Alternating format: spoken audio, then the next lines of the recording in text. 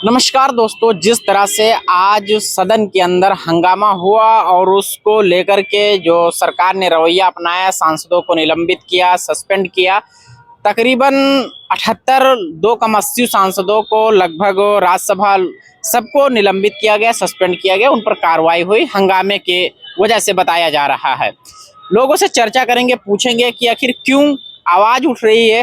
विपक्ष लगातार ये कह रहा है कि सरकार विपक्ष को अपनी आवाज रखने नहीं दे रही, नहीं दे रही।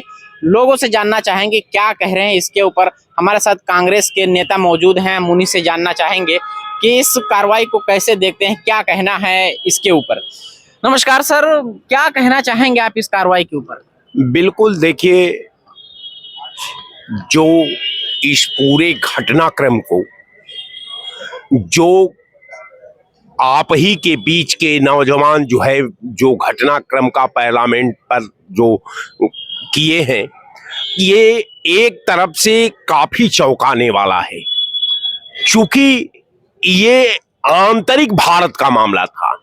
ये भारत के लोग थे जिनको लगा कि ये सरकार मेरी बुनियादी समस्याओं को सुनना नहीं चाहती। ये सरकार हमारे साथ जो वादा किया है उस वादा पर अमल नहीं करती। ये सरकार निरंतर हमारे प्रयास को ठुकराती जा रही है और हमारा अपना अल्प समय हमारा पूरे भविष्य का निर्माण का जो महत्वपूर्ण पार्ट है, ये खतरे में पड़ता जा रहा है। तो अगर सरकार हमारी बात को नहीं सुन रही है तो हम अपनी बात को हिंदुस्तान के पार्लियामेंट में रखेंगे। अब देखिए, यहाँ एक बात है कि हिंदुस्तान की पार्लियामेंट में जो इनका मुद्दा था, जो सरकार से इनका सपना था पाने का, जो ये सरकार को बताना चाहते थे, वो एक पैरा है। दूसरा, सरकार हमेशा नौजवानों के भविष्य के साथ खिलवाड़ करती रही। अब सरकार अगर विपक्ष के नेता अगर उस मुद्दे को उठाते हैं तो उनके खिलाफ दमन की कार्रवाई करती है, उनको सस्पेंड करती है, उनके खिलाफ नाना प्रकार का कार्रवाई करती है। तो दूसरा बात ये, और तीसरा बात ये कि सरकार चलाना सरकार की जिम्मेवारी है।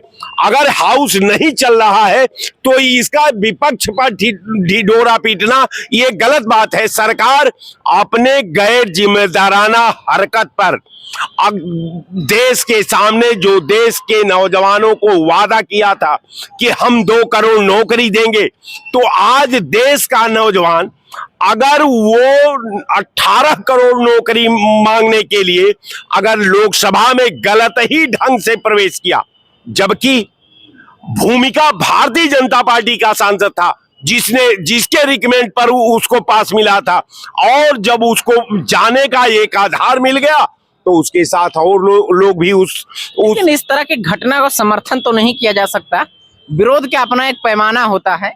देखिए, उस घटना का मैं समर्थन करने की बात नहीं की, लेकिन एक बात यहां समझने की जरूरत है कि अगर वो उसमें 6 जो लड़के अब अभियुक्त हैं, अगर काश वो मुसलमान का लड़के होते।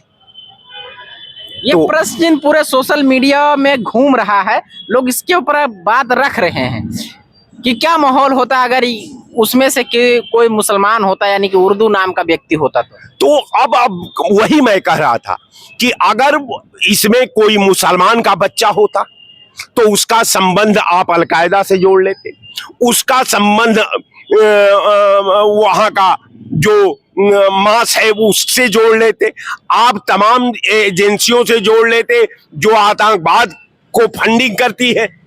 हम समझते हैं कि ये घटनाक्रम, हम तो अल्लाह ताला का शुक्रगुजार हैं कि तूने उसमें उर्दू नाम नहीं जोड़ा।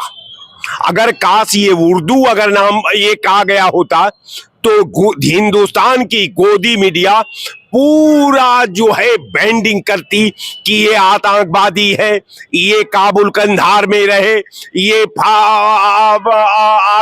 अल-कायदा में ट्रेनिंग प्राप्त किए, इसको अल-कायदा की फंडिंग वाली फला कंपनी ने इसको फाइनेंस किया, तमाम तरह से उनके ऊपर आरोप लगते। अब तक उनका घर उजड़ गया होता, उनके रिश्तेदारों का घर उजड़ गया होता, कितने लोग उसमें मारे गए होते, कितने लोग घर से उजाड़ दिए गए होते।